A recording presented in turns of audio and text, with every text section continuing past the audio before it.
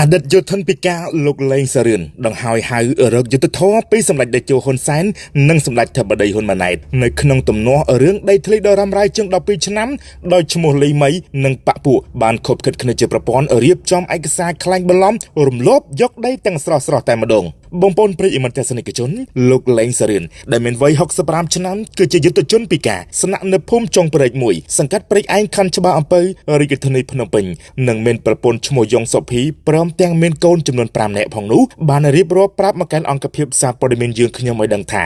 លោកគឺជាទាហាននៅក្នុងកងពលលេខ F196 ក្នុងសម័យសង្គ្រាមឆ្នាំ1982ហើយរូបលោកត្រូវបានរងគ្រោះពីការជើងស្ដាំម្ខាងដោយសារតែការជន់មីននៅឆ្នាំ1984នៅលើទឹកដីខេត្តបៃលិននៅក្នុងឆ្នាំ1987រូបលោកបានធ្វើការដោះដូរមាស 5G និងគោចំនួន2ក្បាលជាមួយទៅនឹងដីស្រែឈ្មោះម៉ាងមួនទំហំជាង2ហិកតាស្ថិតនៅក្នុងភូមិចុងព្រែក1សង្កាត់ព្រៃឯងខណ្ឌច្បារអំពៅរាជធានីភ្នំពេញដែលជាអតីតខេត្តកណ្ដាលនិងបានកាន់ការព្រោះនៅអាស្រ័យផលចាប់តាំងពីឆ្នាំ1987មកម្លេះលោកលេងសារឿនបានបន្តប្រាប់ឲ្យដឹងទៀតថាក្នុងកំឡុងពេលឆ្នាំ1990ជាងនោះមានឈ្មោះលីមីដែលជាឈ្មួញបានដើរប្រមូលទិញដីស្រែពីប្រជាពលរដ្ឋដែលមានដីនៅជាប់ដីរបស់ខ្លួននោះក៏ប៉ុន្តែសម្រាប់ដីខ្ញុំឯនេះវិញគឺខ្ញុំមិនបានលក់ទេបើទោះបីជាពេលនោះលោកមេភូមិស្វាយគង់មកបញ្ចុះបញ្ចូលឲ្យខ្ញុំលក់ក៏ដោយក៏ខ្ញុំមិនលក់ដែរព្រោះខ្ញុំទុកដីនោះសម្រាប់ធ្វើស្រែចម្ការចិញ្ចឹមជីវិតប្រពន្ធកូនខ្ញុំដើម្បីរក្សាដីធ្លីចំនួន2ហិកតាជាងនេះលោកលេងសារឿនបានទៅស្នើសុំអាជ្ញាធរដើម្បីធ្វើបានកម្មសិទ្ធិកាន់កាប់ដីស្របច្បាប់ក៏ប៉ុន្តែលោកស្វាយគង់មានតួនាទីជាមេភូមិបានប្រាប់ថាដីនោះមិនចាំបាច់ធ្វើឯកសារទេលក់ឲ្យគេទៅលុះដល់ឆ្នាំ2010លោកលេងសារឿនបានស្នើសុំអាជ្ញាធរសុំធ្វើលិខិតកាន់កាប់ដីម្ដងទៀតក៏ប៉ុន្តែលោកស្វាយគង់ដែលជាសមាជិកក្រុមប្រឹក្សាឃុំនិងជាអតីតមេភូមិបាននិយាយថាបើចង់ស្នើត្រូវឲ្យដីនោះទៅពួកគាត់កន្លះហិកតាទើបពួកគាត់យល់ព្រមធ្វើឲ្យដោយមិនព្រមតាមសំណើរបស់លោកស្វាយគង់ទើបពួកគាត់បង្កើតរឿងខុបខិតគ្នាជាមួយទៅនឹងឈ្មោះលីមីនិងកូនដែលមានឈ្មោះទី1ឈ្មោះតាំងសុចិត្តក្រឹស្នាភេទប្រុសមានតួនាទីជាប្រធានមន្ត្រីទេសចរខេត្តព្រះសីហនុនៃក្រសួងទេសចរទី2ឈ្មោះតាំងសុចិត្រាភេទប្រុសមានតួនាទីជាអគ្គនាយករងនៃអគ្គនាយកដ្ឋានទឹកស្អាតនៃក្រសួងឧស្សាហកម្មវិទ្យាសាស្ត្របច្ចេកវិទ្យានិងនវានុវត្តន៍ទី3ឈ្មោះតាំងសុចិត្តចរិយាភេទស្រីទី4ឈ្មោះតាំងសុចិន្តាភេទស្រីដោយប្រាប់ថាមានដីជន់នៅលើដីខ្ញុំទៅវិញទាំងដែលមានរបងថ្មជាព្រំតាមច្បាប់រួចទៅហើយនោះនៅអំឡុងឆ្នាំ2014បែរជាឈ្មោះលីមីព្រមទាំងកូនរបស់គាត់បានប្តឹងតវ៉ាទៅកាន់ភូមិឃុំសង្កាត់ថាមានដីជន់លើដីរបស់លោកលេងសារឿនហើយនៅឆ្នាំ2019ឈ្មោះលីមីរួមនឹងកូនរបស់គាត់ដែលមានឈ្មោះតាំងសុចិត្រាតាំងសុចិត្តក្រឹស្នាតាំងសុចិត្តចរិយានិងតាំងសុចិន្តាបានប្តឹងលោកលេងសារឿនទៅកាន់សាលាដំបងរាជធានីភ្នំពេញក្នុងសំណុំរឿងព្រហ្មទណ្ឌនិងទាមទារយកដីចំនួន2ហិកតាជាងទាំងកម្រៅនោះនៅថ្ងៃទី3ខែសីហាឆ្នាំ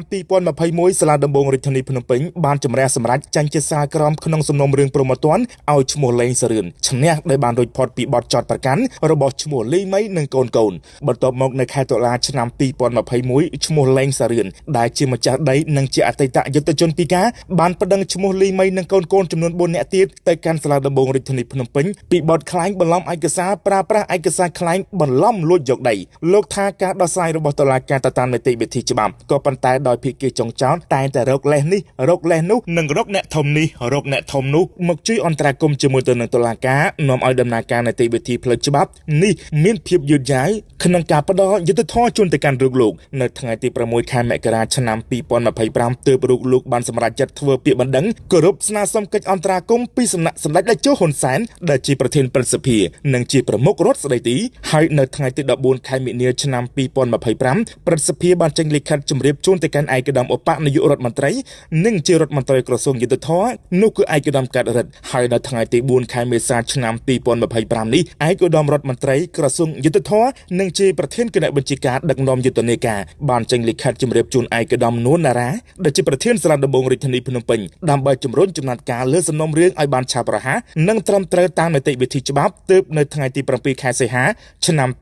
2025សាលាដំបងរាជធានីភ្នំពេញបាន ជំនុំជម្រះសម្រាប់ចាត់ប្រកាសឈ្មោះលីមីនិងកូនប្រុសឈ្មោះតាំងសុចិត្តក្រឹស្នាជាប្រធានមន្ត្រីទេសចរខេត្តប្រសិទ្ធនុកូនប្រុសម្នាក់ទៀតឈ្មោះតាំងសុចិត្រាដែលជាអគ្គនាយករងនៃអគ្គនាយកដ្ឋានទឹកស្អាតព្រមទាំងកូនស្រី2នាក់ទៀតឈ្មោះតាំងសុចិត្តចរិយានិងឈ្មោះតាំងសុចិន្តាឲ្យជាប់ពន្ធនាគារក្នុងម្នាក់ចំនួន1ឆ្នាំ6ខែដោយពុំមានការព្យួរនៅក្នុងសំណុំរឿងព្រមត្តនខាងលើនិងពិន័យទឹកប្រាក់ប្រមាណជា20លានរៀលឯណោះចាប់តាំងពីថ្ងៃចេញសាលក្រមសម្រាប់មានរយៈពេល6ខែនោះនៅមិនទាន់ចេញសេចក្តីសម្រេចជាស្ថាពរផ្ដល់យុត្តិធម៌មកឲ្យក្រុមគ្រួសារលោកលេងសរឿននៅឡើយទេ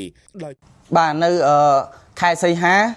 ឆ្នាំ2025នេះសាលាដំបងរាជធានីភ្នំពេញបានសម្រេចកាត់ទោសចេញសារក្រម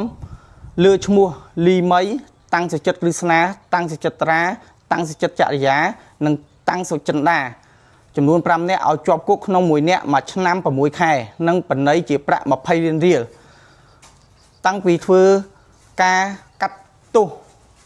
សាវនាការហើយមករយៈពេល6ខែមកនេះគឺក្រុមគ្រួសាររបស់ខ្ញុំមិនទាន់បានទទួលយុត្តិធម៌ទេដោយហេតុថាឈ្មោះលីមីកូនរបស់ឈ្មោះលីមីគឺកិច្ចវេះមិនព្រមទទួលសារក្រមរបស់សាលាដំបងរាជធានីភ្នំពេញ